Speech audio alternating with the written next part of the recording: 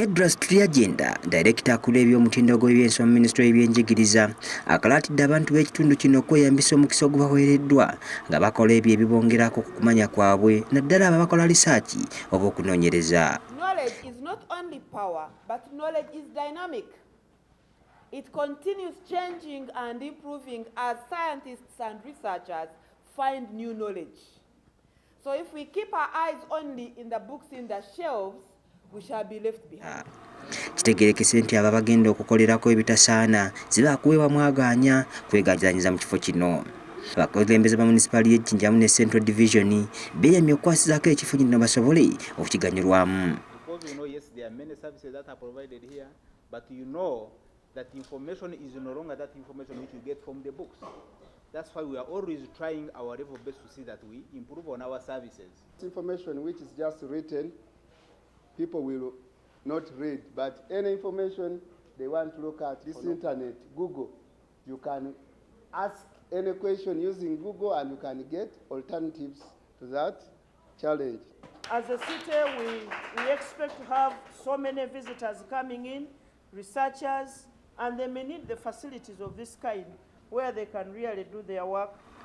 Kaweefube ono Airtel gweriko agendereddwamu okuwagazisa abantu okusoma nga beeyambisa enkola ya intaneti gye basemerezza okukendeeza ku lugendo lwe babadde batindigga okunoonya intaneti nga Kedras Triagenda bw'annyonnyola. You are in the municipality, you are lucky to be near, you don't have to pay money to travel on a taxi to come and get knowledge. Please utilize this opportunity.